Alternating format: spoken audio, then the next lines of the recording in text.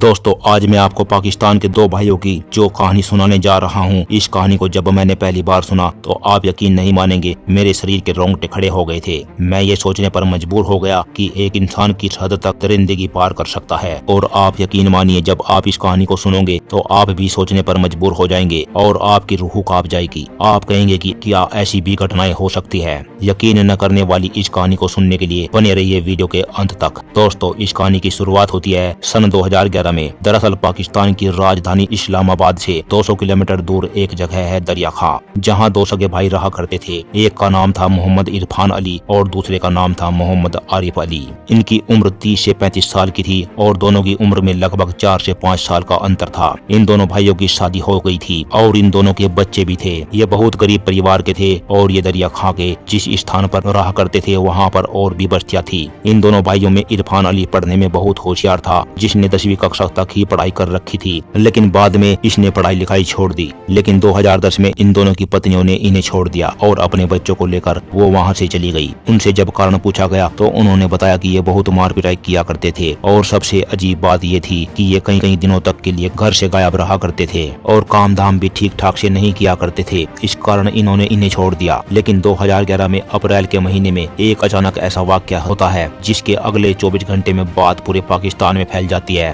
दरअसल भक्कर इलाका में जहां ये दोनों भाई रहा करते थे वहां पास में ही एक कब्रिस्तान था, जिसमें उस दिन एक 24 साल की लड़की की लाश को दफनाया जाता है, जिसका नाम था सारा परवीन और जिसकी मौत हुई थी कैंसर के कारण। उसके घर वाले उस लड़की को कब्रिस्तान में दफना कर चले जाते हैं और अगले ही दिन वो कब्र के स्थान पर फिर आते हैं कब्र का मुआयना करने। लेकिन वो उस वक्त कब्र को देखकर चौंक जाते हैं और देखते हैं कि कब्र के साथ कुछ छेड़खानी की गई थी और ऐसा लग रहा था जैसे कब्र को किसी ने खोदा था। उनको शक हो जाता है और वो कब्र को खोद कर देखते हैं और जैसे ही उन्होंने कब्र को खोद कर देखा तो उन सब के पैरों तले की जमीन ही खिसक जाती है। वो देखकर चौंक जाते हैं क्योंकि उस कब्र में उस लड़की की लाश गायब थी और वह तुरंत ही पुलिस को इन सब की इतला करते हैं और देखते ही देखते बहुत तेजी से ये खबर पूरे पाकिस्तान में फैल जाती है, क्योंकि पहले ही एक ऐसा वाकया हुआ था जिसमें कब्र से लाश निकालकर उसके साथ रेप किया जाता है, जिसमें एक शख्स को पकड़ा भी जाता है। तो लोग इस घटना को भी उसी के साथ जोड़कर देखते हैं और पुलिस पर गुस्सा होते हैं। अब पुलिस जांच पड़ताल करने में जुट जाती है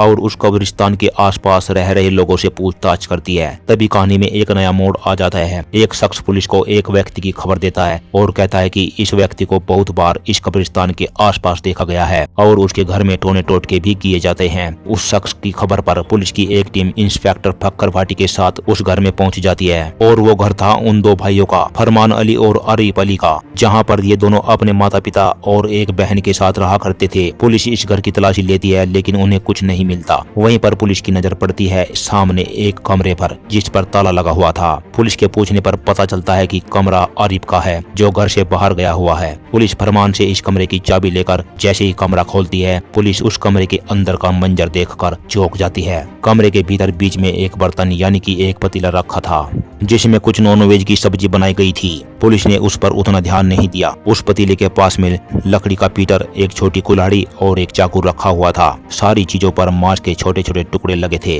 फक्कर भाटी जो इस टीम को लेकर इस मामले की जांच कर रहा था, उसकी पैनी निगाह जमीन पर चल रही एक मोटी सी चींटियों की लाइन को देखती है जो एक चारपाई के नीचे जा रही होती है। तो उसके नीचे एक बोरी पड़ी थी। इंस्पेक्टर भाटी कांस्टेबल से उस बोरी को बाहर निकलवाता है और जब उस बोरी को खोला गया तो उस बोरी में 24 साल की सारा प्रवीण का शव बरामद किया जाता है, जिसे कब्रिस्तान में दफनाया गया था।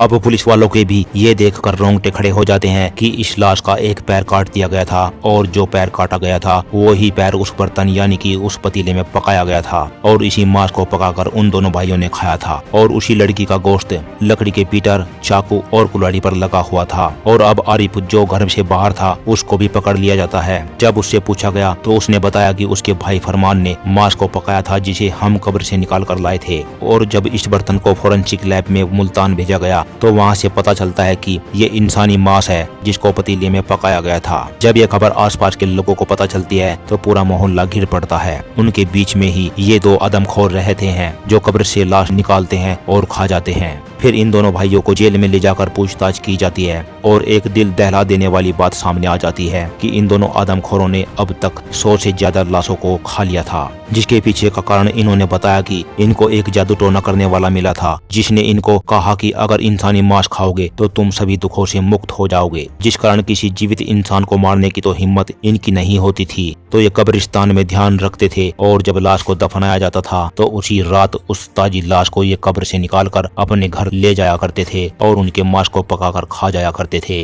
अब पुलिस इन दोनों को अदालत में ले जाती है, तब जाकर बाहर लोगों का गुस्सा भड़क चुका था। लोग ट्रैफिक जाम करने लगे थे और लोग इन्हें जनता के हवाले करने की मांग करने लगे थे। लेकिन दोस्तों, ये बात यहीं पर रुकने वाली नहीं थी। अगर एक बार कोई इंसान आदमखोर बन जाता है तो इंसान का मांस खाने लगता है तो फिर वो अपनी आदतों से मजबूर हो जाता है। जब इन दोनों भाइयों को अदालत में पेश किया जाता है, एक बात सामने आती है कि ऐसा कोई कानून ही नहीं बना था जिसके तहत इनको सजा दी जाए। ऐसी कोई धारा ही नहीं थी जो इन पर लागू की जाए। लेकिन फिर बाद में मुर्दे के साथ गैर इंसानियत हरकत करने के जुर्म में इन दोनों को 2 साल की सजा सुनाई गई थी। तो उसके बाद ये दोनों भाई 2 साल की सजा पूरी करने के बाद 2013 में रिहा भी हो गए। जब ये रिहा होकर अपने निवास स्थान पर गए तो लोगों ने इनका विरोध किया, तो पुलिस वालों ने इन दोनों की हिफाजत की और वो दोनों वह जगह छोड़कर निकल पड़े। उसके बाद 1 साल तक तो इन दोनों का कोई भी अता पता नहीं चला, क्योंकि पुलिस वालों ने भी इन्हें अपना नाम गुप्त रखने के लिए कहा था। लेकिन कुछ समय बाद फिर अचानक अप्रैल महीने में पुलिस के पास एक कॉल आती है, जिसमें एक घर से अजीब सी बदबू आने की शिकायत मिलती है। पुलिस उस जगह पहुंचकर आस पड़ोस के बुजुर्गों को साथ लेकर उस घर में जाती है, जिस घर में बदबू आ रही थी, और पड़ोसियों को भी नहीं पता था कि उस घर में आखिर कौन रह रहा था। जब पुलिस उस घर में पहुंचती है तो उस घर में आरिफ था। उस घर की तलाशी ली जाती है, लेकिन पुलिस को कुछ नहीं मिलता। फिर पुलिस एक ऐसे कमरे के पास जाती है जिसमें बड़ा हाथ ताला लगा हुआ था। जब पुलिस उस कमरे को खोलती है तो पुलिस और आस पड़ोस के मोहल्ले के लोगों के हाथ पैर फूल जाते हैं। कमरे के बीचों बीच एक बच्चे का कटा हुआ सिर पड़ा था।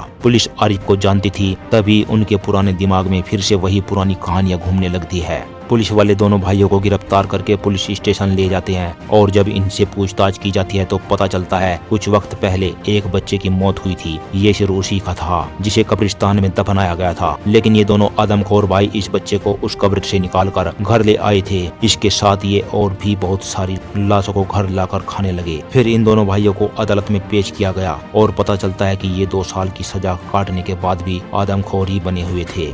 एक बात और चौंकाने वाली सामने आई थी कि ये 150 से अधिक लाशों को खा चुके थे। पूरे पाकिस्तान में ऐसा माहौल बन गया था कि लोग जब कब्र पर फूल चढ़ाने या दुआएं पाने जाते थे तो उनके मन में ये ही शंका होती थी कि इस कब्र में लाश है भी या नहीं। पुलिस के और जोर देकर पूछने पर एक बात का और पता चलता है कि ये इंसानी गोश्त यानी इंसानी मांस से तरी बनाकर रोटी या चावल के साथ खाया करते थे। पाकिस्तानी पुलिस और अदालत ये सोचने पर मजबूर हो गई कि इनको क्या सजा दी जाए। तब 2015 में ये फैसला निकलता है कि इनको 12 साल की सजा दी जाती है, यानी कि 2015 से लेकर 12 साल लगभग 2027 में, यानी आने वाले 2027-28 में एक बार फिर से ये पाकिस्तान में रिहा होंगे। तब पता नहीं आगे क्या होगा। क्या ये दोबारा से वही आदमखोर रूप फिर से लोगों को दिखाएंगे? दोस्तों, ये थी इंसानियत को शर्मसार कर देने वाली एक सच्ची घटना जो शायद कई दिनों तक हमारे दिमाग पर हावी रहेगी। उम्मीद करते हैं यह वीडियो आपको जरूर पसंद आई होगी। वीडियो में यहाँ तक बने रहने के लिए आप सबका धन्यवाद।